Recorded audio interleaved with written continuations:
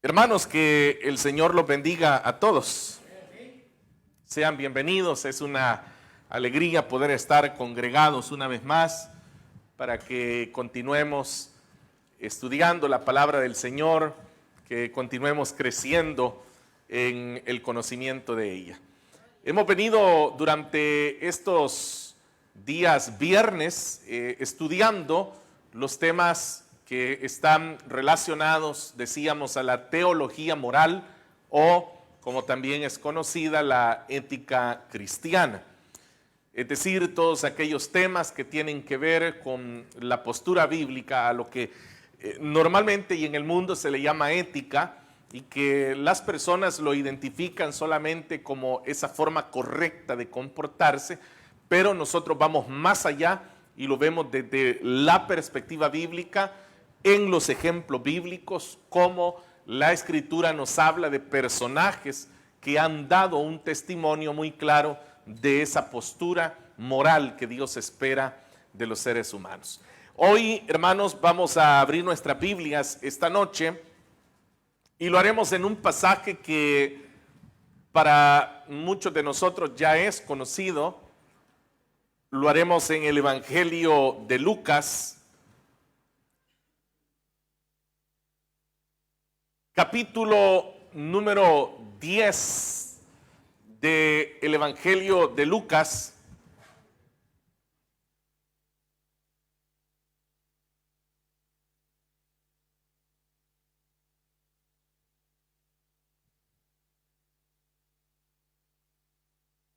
Y vamos, hermanos, a leer del versículo número 25 en adelante.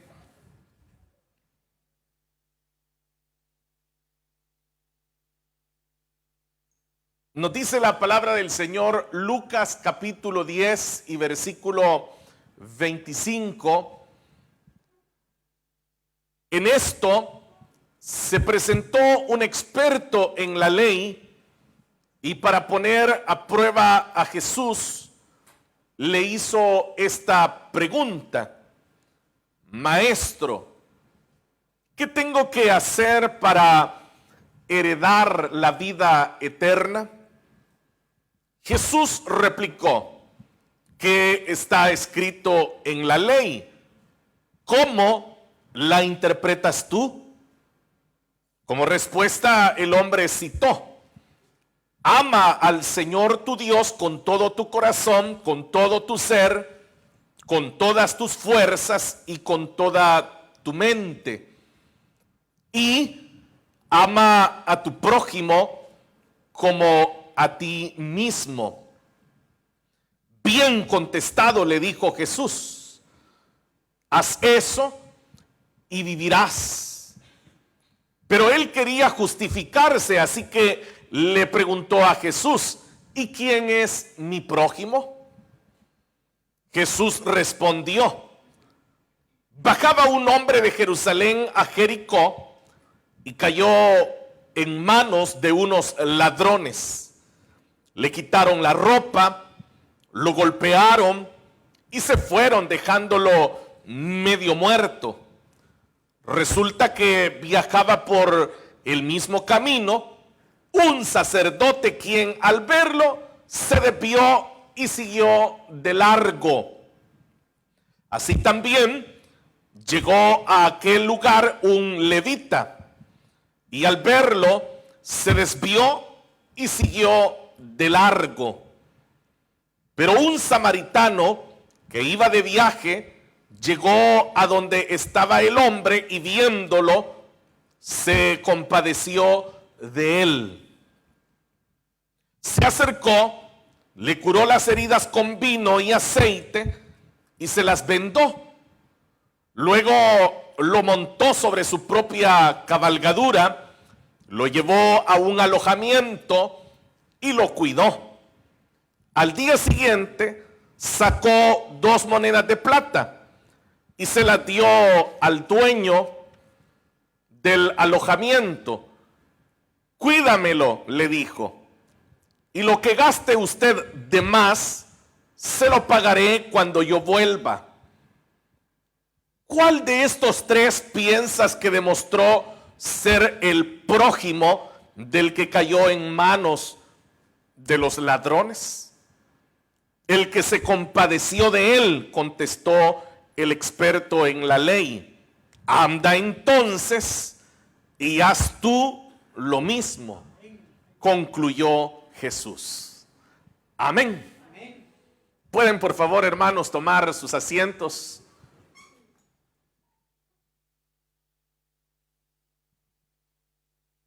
Hermanos, como ustedes han notado en la lectura que hemos hecho esta noche, en dos ocasiones la palabra que se repite es se compadeció de él. Se compadeció de él. El tema que nos corresponde abordar esta noche, hermanos, es el tema de la compasión.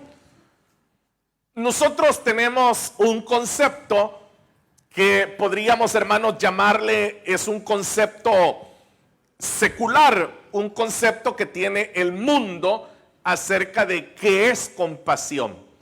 Pero ese concepto es un concepto que no descansa, no reposa en lo que hoy nosotros encontramos acá en la Escritura.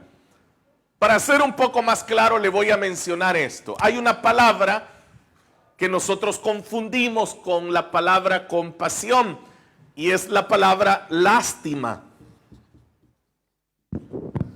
Comúnmente son palabras que, como digo, se confunden. Por eso es de que a modo de estímulo, cuando se quiere que, por ejemplo, una persona participe, a lo mejor ustedes han visto algunos programas, ¿no?, que se anuncian a través de redes, a través de diferentes mecanismos, se anuncian estas instituciones, por ejemplo, de ayuda humanitaria a niños, a refugiados. Y normalmente lo que se hace, por ejemplo, es poner a un niño, ¿no?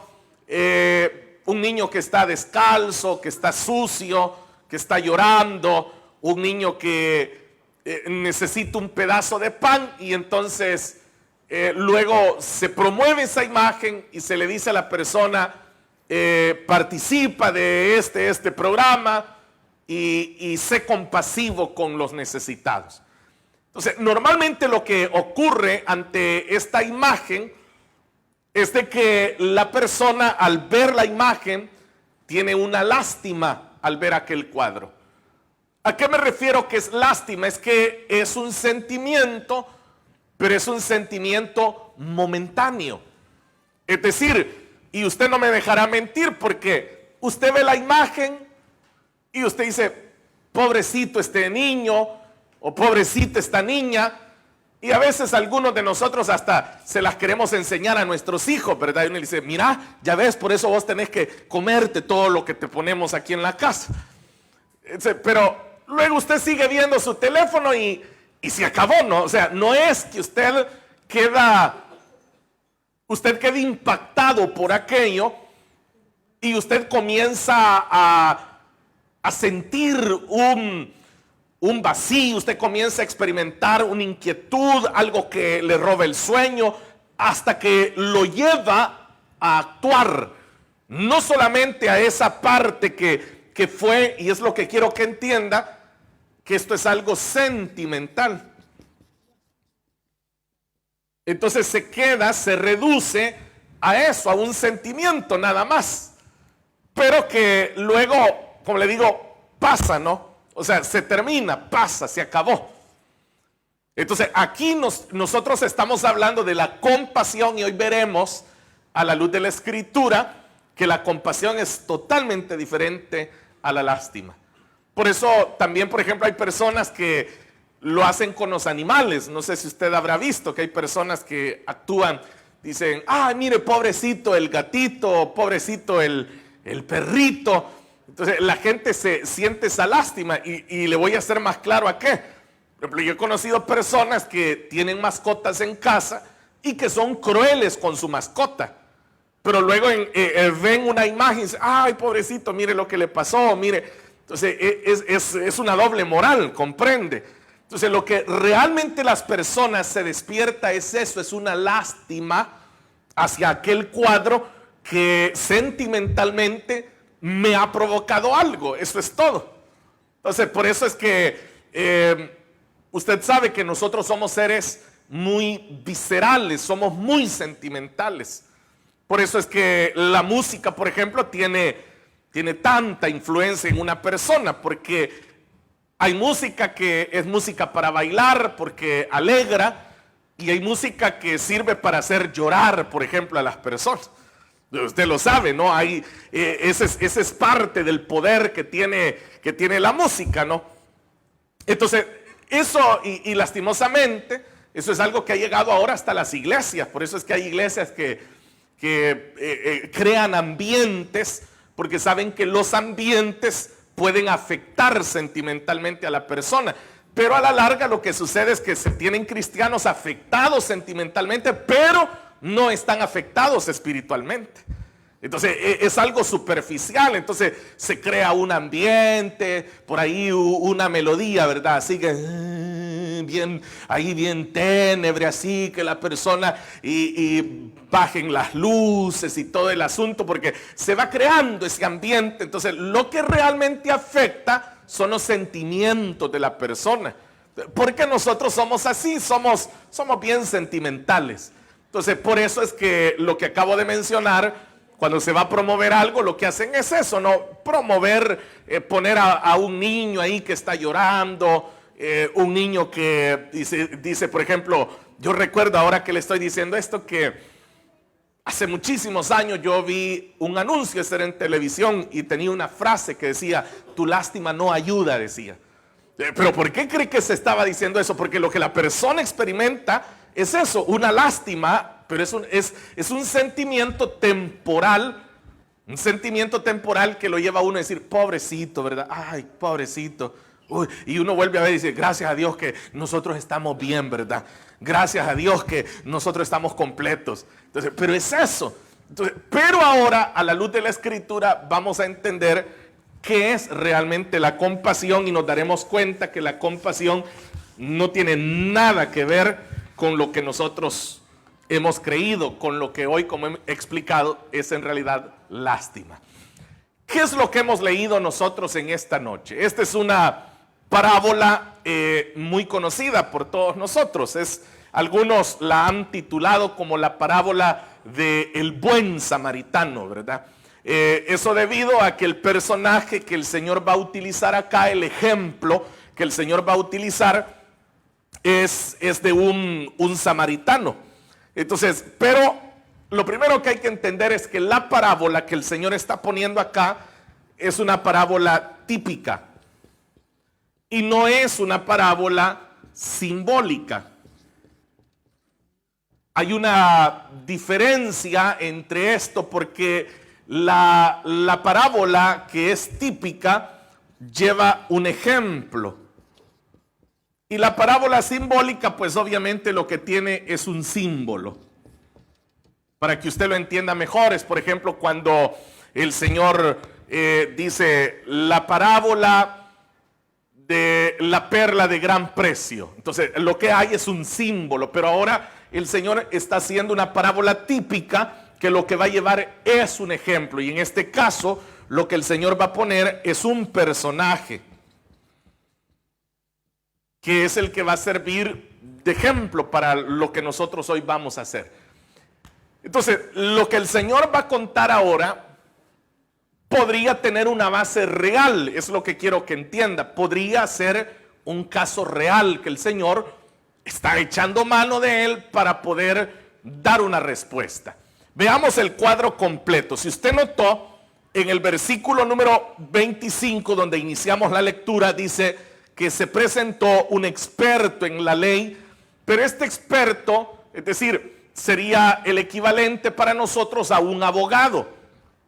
Los abogados que los judíos tenían véalo así, ellos eran abogados porque eran expertos en la ley, que eso es lo que es un abogado. Un abogado es un experto en la ley, un conocedor de la ley. Pero en nuestro tiempo, un abogado es alguien que es experto en la ley que hoy nosotros tenemos. Pero en el caso de los judíos, ellos, los abogados de los judíos, lo que nosotros decimos, los doctores de la ley, eran expertos en la ley de ellos, que era una ley que estaba compuesta por leyes y preceptos que tenían que ver con la religión.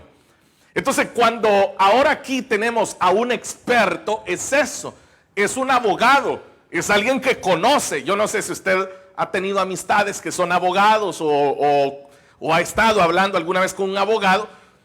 Yo he tenido varios hermanos en Cristo que son abogados y ellos, uno puede estar haciendo una conversación sencilla y ellos tienen la habilidad de decir, bueno, sí, el código penal o el código civil o el código mercantil dice esto, esto y esto. De hecho, hay un artículo, a veces ellos dicen, no recuerdo exactamente, pero el artículo dice esto, esto y esto. Entonces, ellos tienen un manejo de la ley.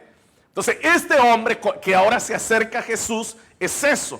Es alguien que conoce la ley y que sabe lo que va a preguntar. Y no lo va a preguntar porque él está esperando recibir sabiduría de parte del Señor. Él lo va a preguntar porque lo que quiere es ver si él va a poner en problemas a Jesús. Porque como él sí sabe, como él conoce, entonces lo que él quiere hacer es hacerle una pregunta difícil a Jesús, meterlo, como nosotros diríamos, meterlo en problemas, ¿no? Usted sabe que hay preguntas que a uno lo pueden meter en problemas. Entonces eso es lo que él está haciendo ahora. Él procura meter a Jesús en un problema con la pregunta que le va a hacer. ¿Y cuál es la pregunta que le hace? Él le dice, maestro, ¿qué tengo que hacer para heredar la vida eterna? Atención a esto. Que él va a hablar, oiga, él está hablando de vida eterna. Él no está hablando de algo temporal. Él no está diciendo, por ejemplo, ¿qué debo de hacer para ser un buen hombre en esta tierra? ¿Qué debería de hacer yo, Jesús, para ser un buen ciudadano? Él no está preguntando eso. Él está yendo más allá. Él está trascendiendo de la vida terrenal a la vida celestial, porque la pregunta que él está haciendo es eso. Él dice, ¿qué debo de hacer para alcanzar la vida eterna? Entonces esto se lo estoy enfatizando con un propósito, y el propósito que tengo al enfatizarle es decirle que nosotros como iglesia del Señor, nosotros como cristianos, nosotros que decimos que somos hijos de Dios, no podemos estar hablando de vida eterna y estar hablando de cielo, de gloria, de coronas, de eternidad, si nosotros en esta tierra no hemos aprendido a ser hombres y mujeres compasivos. ¿Entendió lo que le dije? ¿Qué le dije? No vaya a contestar, pero se lo voy a repetir. Es bien sencillo. La iglesia de Cristo en esta tierra vive dándose golpes en el pecho de espiritualidad, rasgándose las vestiduras y diciendo aquí que yo ayuno, yo oro, yo esto y lo otro, y que aquí y allá. Pero lo que no existe dentro de la iglesia es compasión. Tenemos una generación de creyentes ambiciosos incluso. Usted sabe que una de las cosas que hoy más pega en las iglesias es la mal llamada teología de la prosperidad, ¿no? En donde de lo que se habla es de motivar a la gente a que tenga más, a que tenga más, y a que tenga más, y a que tenga más, y a que tenga más, y más, y más. Y a la gente le encanta ese mensaje. Y yo he escuchado gente que dice, me siento desafiado con el mensaje que me han dado. Pero ellos a lo que le están hablando de que se sienten desafiados es que lo que tienen es poco y quieren más. A eso le llaman desafío. Porque este es el verdadero desafío de la Escritura. El desafío de no solamente decir con mi boca que soy algo, que en realidad en la práctica soy incapaz de vivirlo. El desafío de llevar a la práctica lo que el Señor Jesús espera que realmente yo pueda hacer. Ese es el verdadero desafío de la Escritura. Entonces, note que el cuadro que Jesús va a poner es un cuadro, hermanos, extraordinario. Es una teología la que el Señor va a poner acerca de la vida eterna, porque no vaya a perder de vista algo.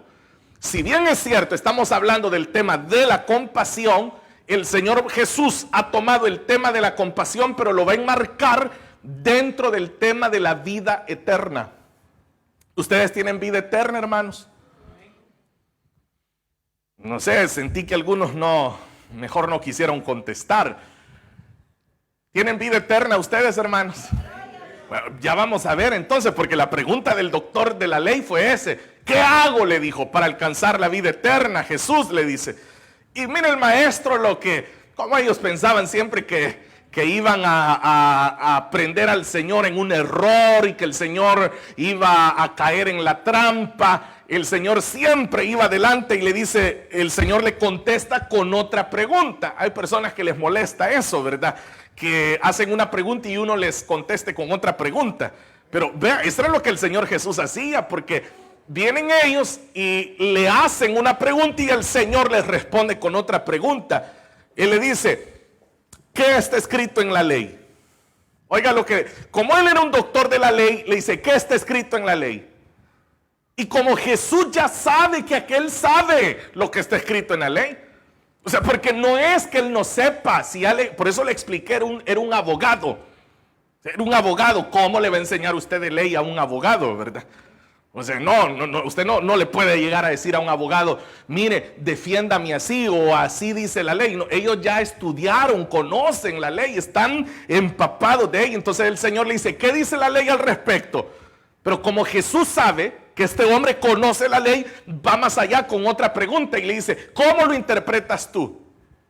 Jesús ni siquiera lo deja que responda, porque él ya sabe lo que va a responder. ¿Va a responder en base a qué? Sí, va a responder en base a su conocimiento. En base a eso va a responder al conocimiento. Entonces viene el Señor y le dice, como yo sé que tienes el conocimiento, pero ¿cómo interpretas ese conocimiento? Ese es el verdadero desafío. Conocimiento y práctica. Estas son dos cosas diferentes. Una persona puede tener conocimiento y no practicarlo. Y es más, hay personas que pueden practicar algo sin conocerlo. ¿Oyó? Hay personas que pueden practicar algo y no lo conocen. Es decir, hay personas que son compasivas sin conocer qué es la compasión. Y pueden haber otros que pueden saber de memoria qué es la compasión, tener el conocimiento, pero no practicarlo. Entonces, por eso Jesús le hace una doble pregunta, le dice, ¿qué dice la ley al respecto? Y aquel a contestar va y Jesús no lo deja contestar. ¿Cómo lo interpretas tú? ¿Cómo lo interpretas? Eso que me vas a responder, ¿cómo lo interpretas? Entonces viene ahora el abogado, el doctor de la ley, debe de responder. Como respuesta, dice el versículo 27, el hombre citó. Vea, él conocía muy bien la ley. Ama al Señor tu Dios con todo tu corazón, con todo tu ser, con todas tus fuerzas y con toda tu mente. ¿Se debe de amar al Señor así, sí o no? Claro, así se debe de amar al Señor. Él lo sabía y se lo responde, le dice, así se tiene que amar al Señor. Ah, qué bien, le dice el Señor. Ajá, ¿y qué sigue? Y viene la segunda parte, dice, ahí viene el y ama a tu prójimo como a ti mismo. Vea las dimensiones en donde Jesús está estableciendo las cosas, porque a Dios dice que hay que amarlo todo. Vea, el amor hacia Dios no dice ama a Dios como te amas a ti mismo. Dice ama a Dios con toda tu mente, con todo tu corazón, con todas tus fuerzas. Todo va dirigido hacia Dios. Pero ahora que va a hablar del prójimo, dice, ámalo en el mismo nivel que estás tú. Lo que va hacia Dios va dirigido hacia Dios, pero al prójimo ámalo como te amas tú. Entonces, la interpretación que el Señor está dándole al maestro es una interpretación que él la conocía. Viene en el versículo 28, Jesús le dice, bien contestado, le dice el Señor. Por eso le digo, el conocimiento lo tenía. Bien contestado, claro que así es. Le dijo Jesús, haz eso y vivirás. Haz eso y vivirás. Porque como él eso es lo que estaba preguntando, no olvidemos la pregunta, ¿no? Él está preguntando qué debo de hacer para tener la vida eterna. Haz lo que acabas de decir y vivirás. Ama al Señor con todas tus fuerzas, ámalo, entrégate en amor al Señor y a tu prójimo ámalo así como te amas a ti mismo, así ámalo. Haz eso, le dice el Señor, y vas a vivir. Vas a vivir. Viene en el versículo número 29, pero como el ser humano es soberbio, ¿no? El ser humano es altivo. El ser humano es incapaz de entender que se está equivocando en algo. El ser humano, como decimos en buen español, no da su brazo a torcer, ¿verdad? El ser humano puede saber que está equivocado, que está haciendo malas cosas, y lo que hace es poner más dura la frente, la cara, hacerse más el enojado. Entonces viene y todavía le va a replicar al Señor. O sea, ya el Señor ya lo derrotó. Veamos eso, el Señor ya lo derrotó con la respuesta que le dio.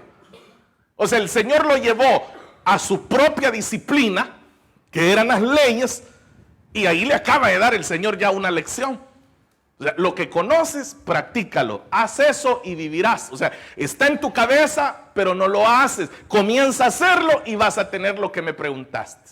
O sea, ya estuvo, pero viene Él y todavía, como decía mi abuelita, como gato panza arriba, ¿verdad?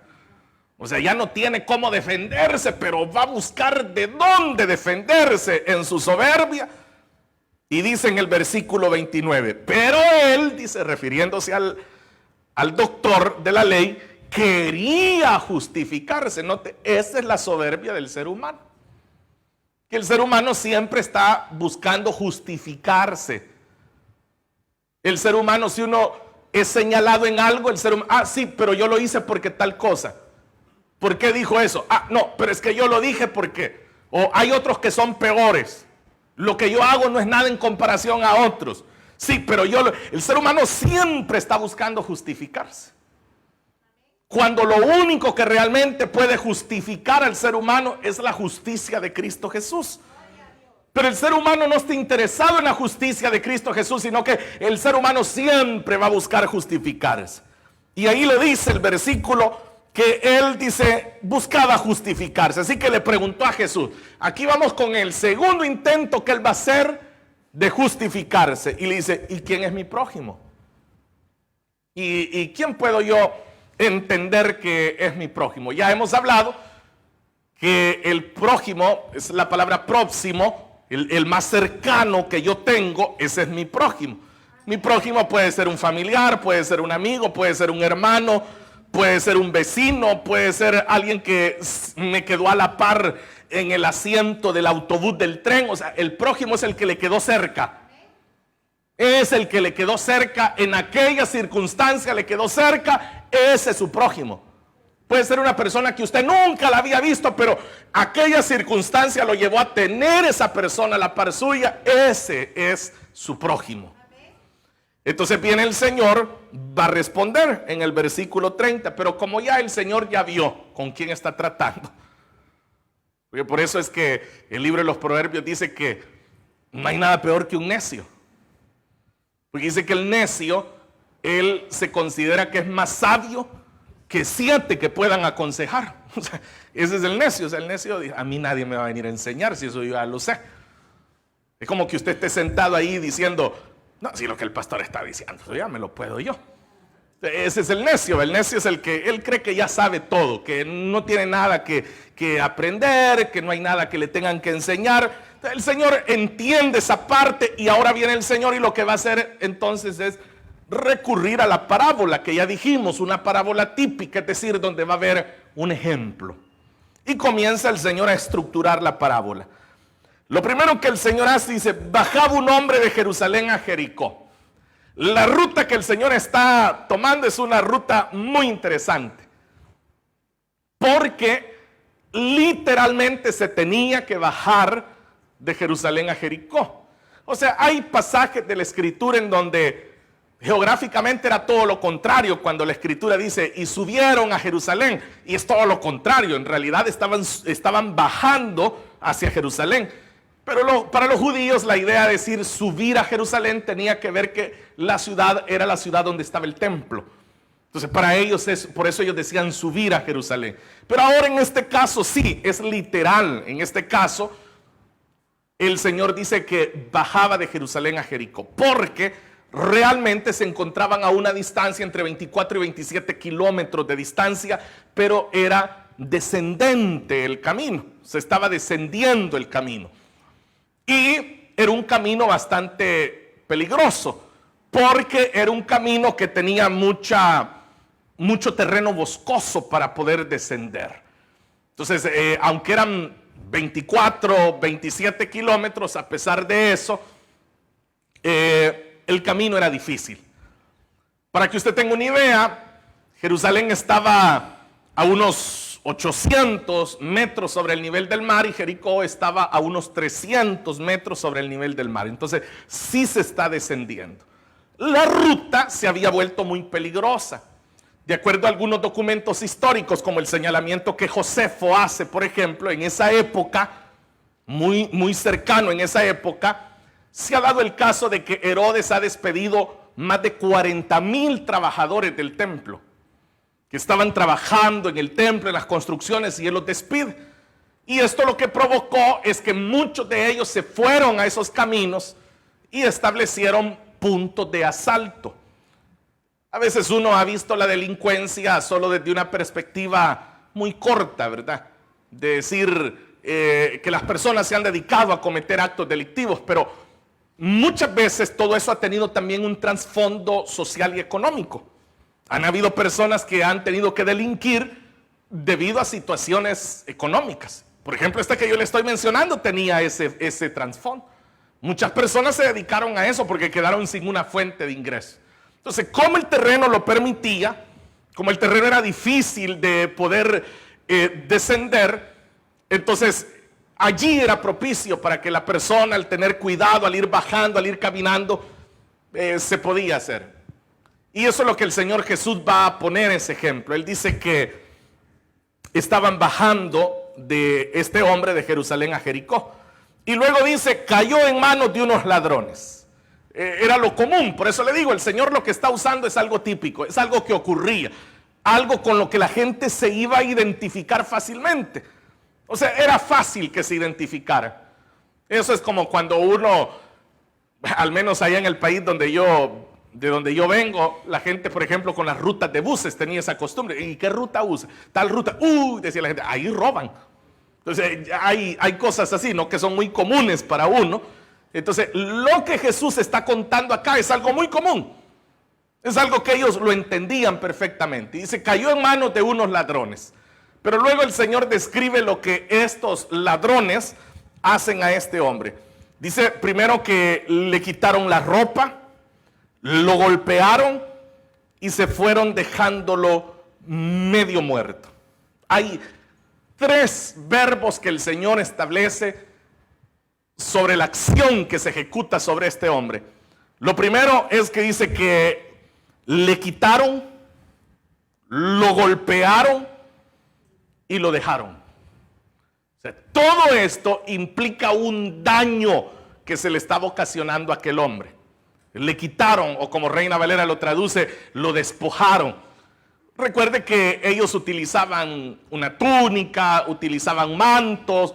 Entonces, muy probablemente al hombre lo dejaron sin ropa porque los ladrones buscan dentro de la ropa si él lleva oculto algo. Entonces, rasgan su ropa y así es como ahora el Señor dice que le quitaron la ropa. Luego dice que lo golpearon porque obviamente usted sabe hay un forcejeo. Normalmente hay personas que cuando son asaltadas reaccionan. Y eso lleva a que hay un intercambio, ¿no?, de golpes. En aquel entonces, recuerden, no habían armas de fuego, ¿no? Pero habían siempre instrumentos con que golpear o con que dañar a una persona. El punto es que hieren a este hombre y lo golpean. Lo golpean y como lo han golpeado, podemos nosotros asumir la gravedad de los golpes que recibe porque luego dice que lo dejaron medio muerto. Entonces significa que sí fue grave lo que ocurrió. Y aquel hombre ha quedado ahí tendido en el suelo, está medio muerto, no puede moverse porque sí ha sido lastimado. Y esto, hermanos, nos lleva a lo antagónico. Nos lleva al hecho de que como nosotros estamos hablando de la compasión, ¿qué fue lo que le hicieron a este hombre? O sea, estos que van y asaltan a este hombre no tuvieron compasión de él. Es lo que no tuvieron. No solamente le basta robarle lo que él lleva, sino que lo lastiman. Le quitan, lo golpean y lo dejan. Y yo estoy enfatizando estos tres verbos porque hoy en día siguen existiendo personas que también son así, tan crueles, que siguen quitándoles a otros, siguen golpeando a otros, y no hablo de golpes físicos, y los siguen dejando medio muertos. Siguen existiendo personas que, y esto puede ser hasta con la lengua, ¿verdad? O sea, una persona puede ser despojada no de su ropa, sino de su dignidad, por ejemplo. Puede ser despojada de su respeto. Puede ser golpeado con las actitudes. Por eso usted debe de cuidarse de no ser una persona cruel. Gracias, hermano, usted por responder, ya que la audiencia se ha quedado sin respuesta. Pero lastimosamente es así, ¿no? Hay personas que son crueles, que pueden lastimar a otros con sus actitudes y todavía se jactan de hacerlo, ¿verdad? A veces nuestras respuestas pueden ser, hermanos, nuestras respuestas pueden herir más que un puñal. O sea, nuestras respuestas pueden ser más crueles que una puñalada, pueden ser más crueles que un golpe. Por eso es que, por ejemplo, la Escritura le dice al esposo que debe de entender que su esposa es un vaso más frágil que él. O sea, los esposos tienen que tener cuidado con las respuestas que le dan a sus esposas. No deben de lastimar a sus esposas. No deben de ser crueles. No deben de ser despectivos. Y de igual manera, no, las esposas, lo mismo, no sean crueles a la hora de tratar a sus esposos o a sus hijos. Ustedes no deben de ejercer una herida a sus esposos. Yo he conocido casos de mujeres que hasta le llegan a decir al hombre: si vos gracias le deberías de dar a Dios que me fijé en vos. Si no me fijo yo en vos, ahorita es hora que solo estuvieras, ¿verdad? Todo eso, eso lastima y despoja a la persona de su dignidad. Y puede lastimar tanto a una persona entre nosotros como hermanos en la fe. Tengamos cuidado entre nosotros. Usted puede herir a un hermano o a una hermana con sus palabras, con sus actitudes. Y le puede causar una herida a alguien y dejarlo medio muerto espiritualmente hablando. ¿Sabe que hay personas que llegan a sentirse tan dañadas dentro de la misma iglesia? Dentro de la misma iglesia. Porque estando dentro de la misma iglesia hay personas tan crueles con otros que en lugar de bendecirles, les dañan. Y hay personas que después lo que sucede es que hasta se terminan apartando del evangelio por eso. Porque no somos cuidadosos, no somos compasivos. No somos compasivos. No sé si a mí es que me están silbando o...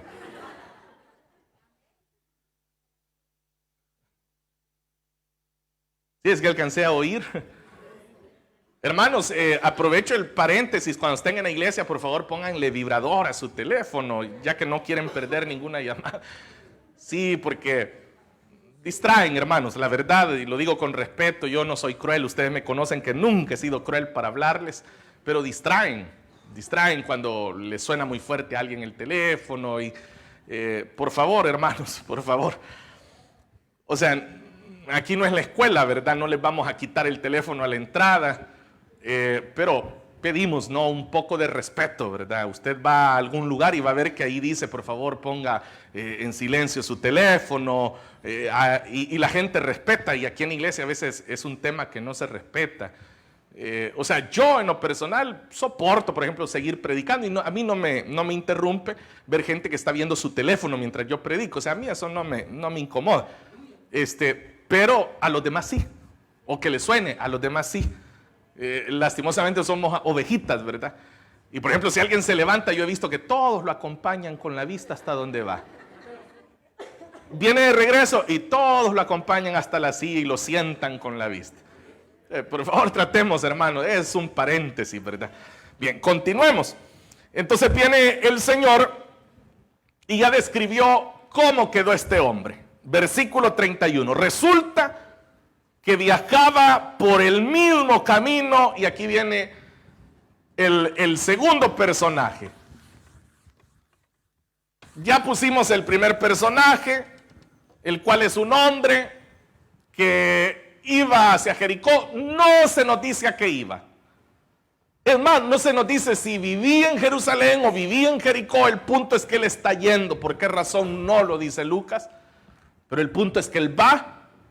Algunos historiadores mencionan que había mucho comercio. Probablemente iba a comerciar o a comprar o a vender, pero él tiene que transitar ahí, y ahí es cuando se da este cuadro. Entonces, tenga por favor en mente que el hombre ha quedado ahí en el camino, ahí está tirado. O sea, y eran caminos, hermanos, estrechos, eran veredas, para que lo entendamos mejor. Eran veredas. Y cuando ese hombre ha quedado tirado ahí, aparece en primer lugar un sacerdote. Un sacerdote. ¿Y qué dice la escritura que hizo el sacerdote? Resulta que viajaba por el mismo camino un sacerdote. ¿Quién? Al verlo, número 1, se desvió, número 2, y siguió de largo, número 3. 3 acciones. No es que no lo vio. No es que tuvo dudas, hijo. ¿Qué será? ¿Será que dejaron una bolsa ahí con alguien o es una persona? No, lo vio.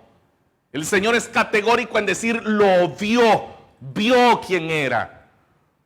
Vio, identificó que era un ser humano el que estaba ahí. Identificó este sacerdote que conocía la ley, este sacerdote que en el templo iba y ministraba en el templo. Muchos sacerdotes que iban a Jerusalén a ministrar vivían fuera de Jerusalén, ya lo hemos explicado eso. Entonces este hombre está retornando probablemente a su residencia, y en el retorno que él está haciendo encuentra a este hombre. Entonces dice que cuando lo vio, lo que hizo fue que se desvió. O sea, buscó cómo no pasar encima de él, cómo no pasar cerca, pero se desvió. Vaya usted, lo vio, se desvió, y después de desviarse todavía le queda cerca, lo mira, pero sigue su camino. No reacciona, no hace absolutamente nada, nada. No está dispuesto a tener compasión. ¿Quién? Si no había tenido compasión los bandidos que lo asaltaron, se esperaba que un sacerdote tuviera compasión. Un sacerdote que hasta la ley les hablaba de tener compasión hasta de los animales. Hasta de los animales. La ley era explícita en decir hasta de la compasión con los animales. ¿Se acuerdan ustedes cuando aquellos estaban enojados porque el Señor Jesús había sanado a alguien en sábado? ¿Qué fue lo que el Señor les dijo? Les dijo el Señor: hipócritas, ¿acaso si a alguno de ustedes se les fuera el burro en el pozo, no lo irían a sacar aunque sea sábado? Les dijo. Estos hombres sabían qué era la compasión, pero no la aplicaban, no la practicaban.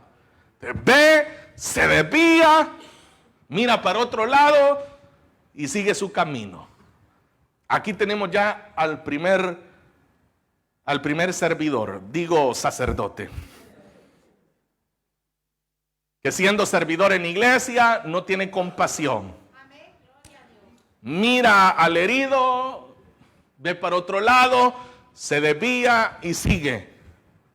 Basta cantando un corito, aleluya, gloria a Dios, pero no tiene compasión. Su corazón está carente de compasión.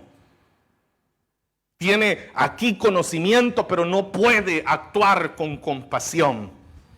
Número 2, versículo 33. Así también llegó a aquel lugar. Es decir, el hombre herido sigue estando ahí porque está medio muerto. O sea, todavía respira, ese es el punto, por eso está medio muerto, pero está inmóvil, solo respira, ha quedado tan dañado por los golpes que ha recibido que es incapaz de moverse, no puede moverse. Ahí está tendido sobre el camino, no puede hacer nada. Si es de día, el sol está cayendo sobre él. Los animales pueden estar sobre él, el hombre no puede hacer nada por él. Y ya existió la primera oportunidad para que este hombre fuera atendido, ni más ni menos que por un sacerdote, que pudo haberle ayudado. Pero cuando lo ve, se desvía y sigue su camino, como si era una piedra la que estaba en el camino. No puedo decir ni siquiera un animal, porque probablemente al animal se le atiende. Es como una piedra. Y aquel hombre es indiferente a la necesidad de este herido. Y luego viene el segundo personaje. Y el Señor dice, llegó también a aquel lugar un levita. Y aquí está el segundo. Un levita. ¿Qué hizo el levita? Dice que al verlo se desvió y siguió de largo. Lo mismo del sacerdote. Porque los malos ejemplos la gente los sigue. Usted por eso debe aprender a tener un criterio propio y no seguir los malos ejemplos. Hay gente que si usted le pregunta ¿por qué hizo eso? Porque fulano lo hizo. ¿Por qué dijo eso? Porque el otro sutano dijo. Aprenda a pensar por usted mismo. Aprenda a seguir las órdenes del Espíritu Santo de Dios y no el mal ejemplo de otras personas. ¿Qué era un levita? Porque usted se ha de estar preguntando, ¿no? Usted que es un estudiante responsable de la Biblia, se ha de estar preguntando, bueno hermano, pero ¿y qué es la diferencia entre un sacerdote y un levita? Bueno, el levita, él era una especie de sacerdote, pero no era de la familia de Aarón. Esa era la diferencia entre ellos. Él era de la tribu de Leví. Entonces había una diferencia, pero el sacerdote tenía funciones más específicas en el templo, en el santuario. El levita era como una especie de servidor dentro del santuario. Ellos, por ejemplo, tenían funciones. Aquí va la primera función que voy a mencionar. Los levitas eran quienes entonaban salmos mientras se ministraba en el templo. Entonces ellos estaban cantando salmos mientras el sacerdote mecía el incienso, mientras otro sacerdote presentaba el sacrificio, mientras otro sacerdote, entonces ellos se entonaban, se ordenaban por número y cantaban salmos. Así que este hombre venía del templo de cantar salmos. ¡Qué bueno es el Señor! Maravilloso es nuestro Dios. ¡Aleluya! Pero ve al herido y se desvía inmediatamente. Es como que usted venga a servir aquí a la iglesia en cualquier área y usted al salir de acá lo que menos tenga sea compasión con el necesitado. Se engaña a usted mismo. Se está engañando usted mismo. O sea, mire, es bien difícil mi trabajo, hermano, porque a mí me toca las del doctor que mire el cuadro y dice, está bien mal usted. Está bien mal, a mí así me toca, pero es que es la verdad. ¿De qué le sirve a usted aquí que lo veamos bien bonito, bien arreglado? Que lo veamos aquí sirviendo en la iglesia. Es como el levita, no es como que los hermanos aquí vengan a ministrar la alabanza, los instrumentos, canten, el diácono acomode, recoja ofrenda, den bienvenidas, hagamos todo lo que se involucra en el servicio, pero como una práctica que hemos memorizado nada más. Pero sin tener esencia en nuestro corazón de ser compasivos, no tener compasión en nuestro corazón, ser personas insensibles al dolor de los demás, ser personas insensibles a la necesidad de otros, ser personas egoístas, ambiciosos, avarientos, pero no tener ni la más mínima pizca de amor por otros. Eso es lo que pasaba con esto. Y no es casualidad que el Señor Jesús utilice un sacerdote y un levita. Porque esto era como decir la crema innata, hermanos, de lo religioso, lo que era admirado. Se imagina el sacerdote con su ropaje de sacerdote, Pero cuando mira al herido, se quita, se desvía y se va por otro lado. ¿De qué sirve el ropaje entonces si el corazón está vacío? No hay amor. Luego dice el Señor en el versículo 33, pero un samaritano,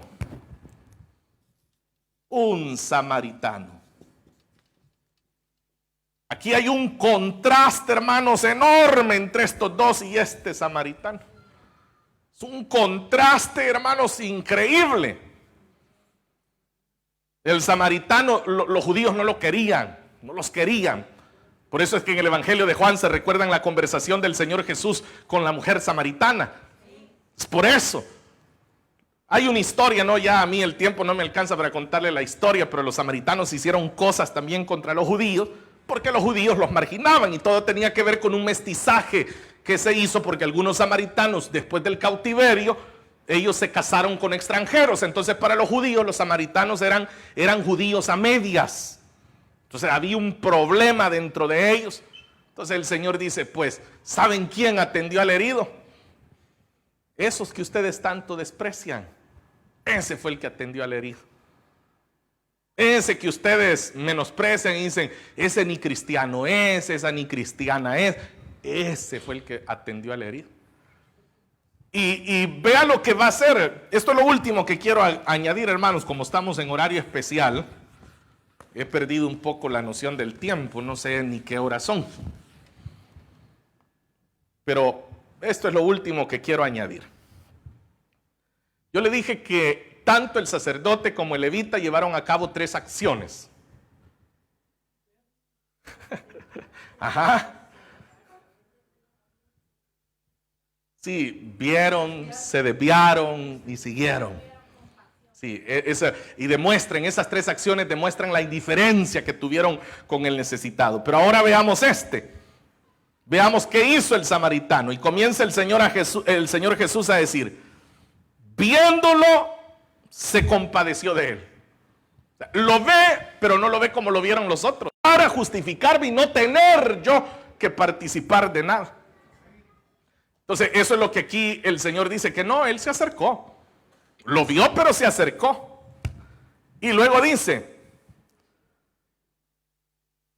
curó las heridas con vino y aceite y se las vendó.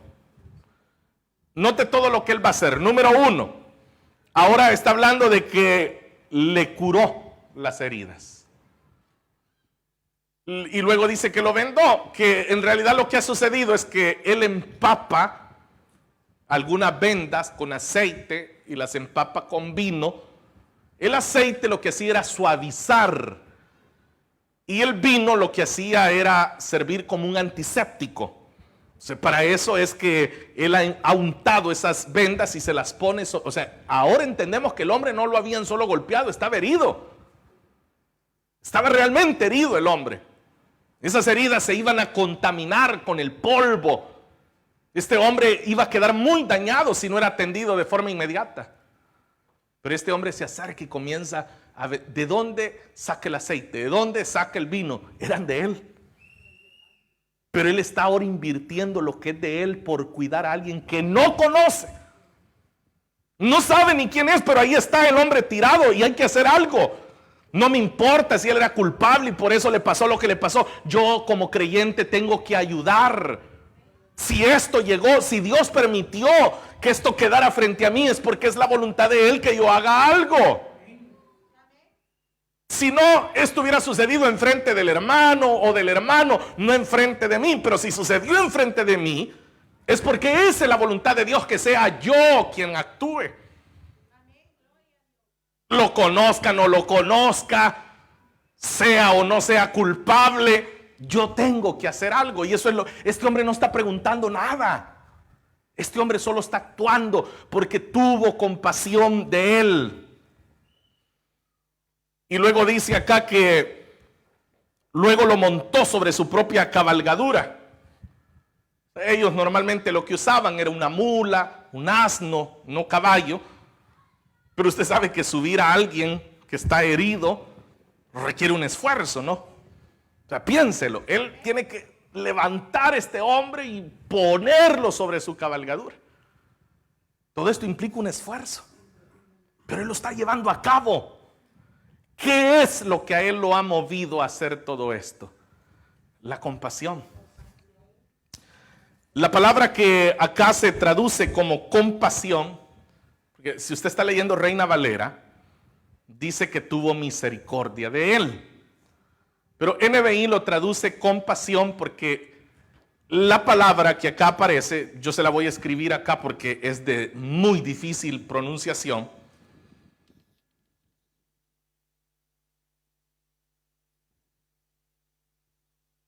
Esta es una J, lo que pasa es que estoy escribiendo en griego antiguo.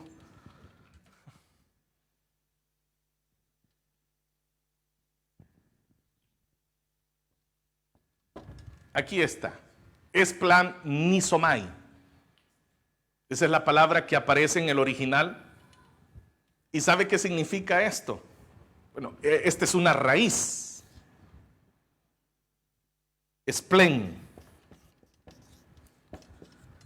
que lo que significa es intestino, entrañas. Entonces la palabra que aparece en el original lo que realmente está diciendo es que anheló con sus entrañas. O sea, la compasión no es aquí en los ojos de, ay, pobrecito, sino que es algo interno, es algo que me brota de lo más profundo, querer hacer algo por aquella persona. O sea, si usted tiene acceso al original, puede irlo a buscar si tiene alguna duda. Y eso es lo que dice. Dice que de las entrañas anheló. Cuando ahí se traduce, se compadeció, es desde las entrañas anheló ayudarle a aquel hombre herido. Por eso tuvo estos cuidados, lo subió a la cabalgadura, lo llevó a un alojamiento y lo cuidó. Y cuando dice que lo cuidó, está haciendo referencia a la provisión que va a dar. O sea, lo lleva al alojamiento. Este hombre, de acuerdo a lo que continúa, era conocido en aquel alojamiento.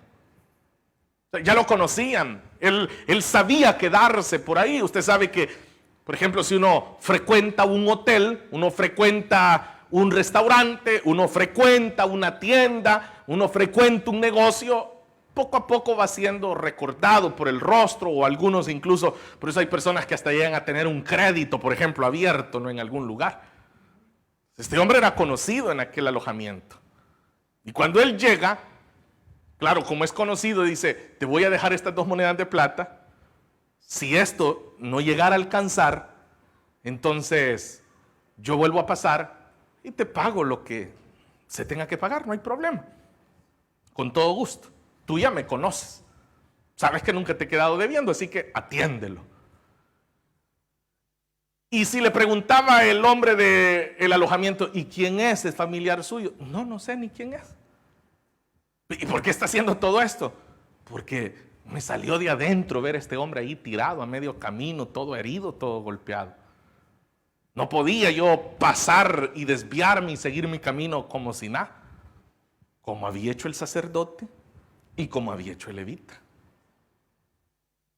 Y así finaliza esto, porque dice, usted puede leer el 35, al día siguiente sacó 2 monedas de plata y se las dio al dueño del alojamiento. Cuídamelo, le dijo, y de lo que gaste usted de más se lo pagaré cuando yo vuelva.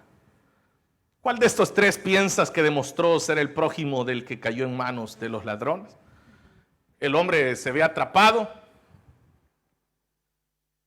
El doctor de la ley ya no tiene que argumentar. Él había argumentado, pero ahora ya no tiene que argumentar y tiene que decir el que se compadeció de él, el que desde sus entrañas tuvo amor por él, el que se compadeció de él, contestó el experto en la ley.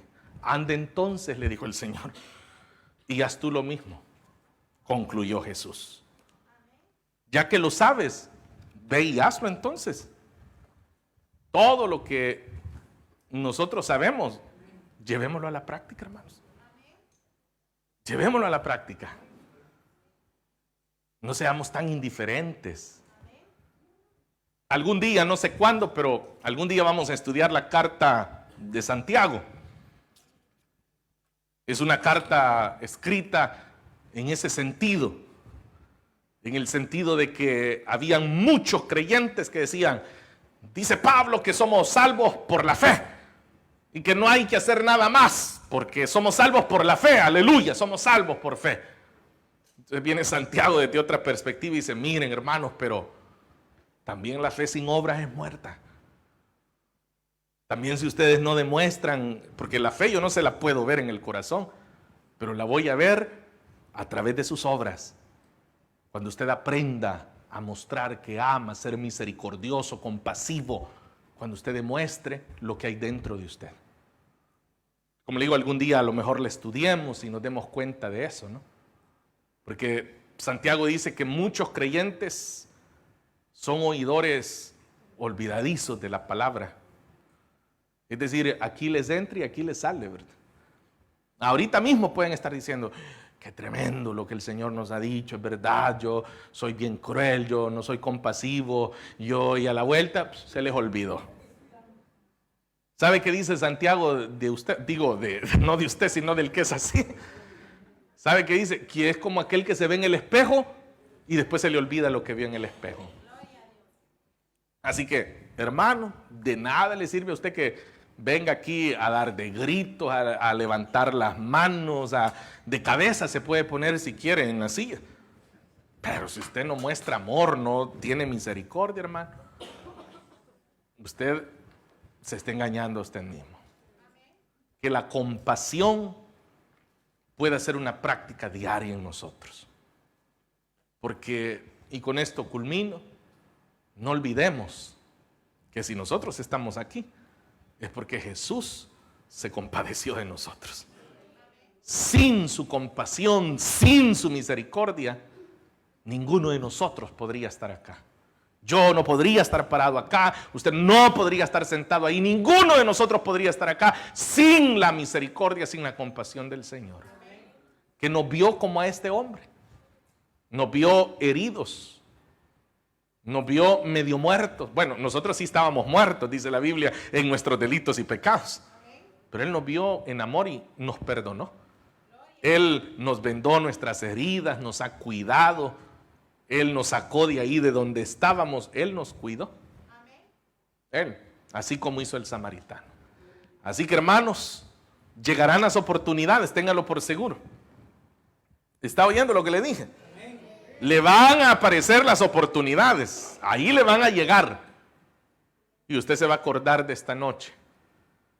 Y usted va a decir, ¿pero por qué le tengo que ayudar yo? ¿Y por qué no va a pedir ayuda a otra parte? ¿Y por qué, si yo ni sé si es verdad? Como hoy usted sabe que cara vemos y corazones no sabemos. Como usted sabe que hoy hay gente, sea misericordioso. Sea compasivo, muestre su compasión. Al final, lo que usted haga, el Señor siempre lo verá y será el Señor quien cuando usted necesite la compasión de alguien más, el Señor moverá los corazones para bendecirlo. Amén, hermanos. Vamos a llegar hasta acá esta noche. Señor, gracias. Mil gracias, Señor, por tu buena palabra. Gracias, Dios del cielo, por instruir a este rebaño.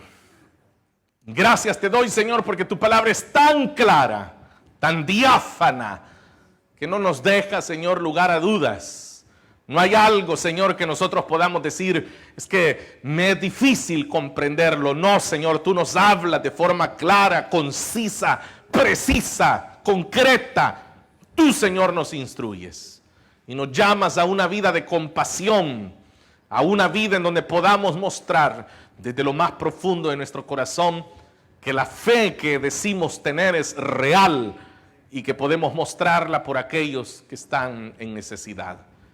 Gracias, Señor, te damos esta noche por la bendición que tenemos de reflexionarla y encontrar todos estos tesoros en tu palabra. En el nombre de Jesús.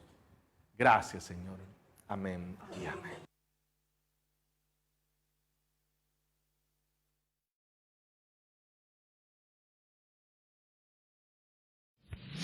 Te invitamos a nuestros cultos los días miércoles estudio bíblico a las 19:30. Viernes, estudio doctrinal y oración a las 19:30. Sábado, células familiares. Y no puede faltar el día domingo, culto general a las 15:30. Te invitamos. Te invitamos a nuestros cultos los días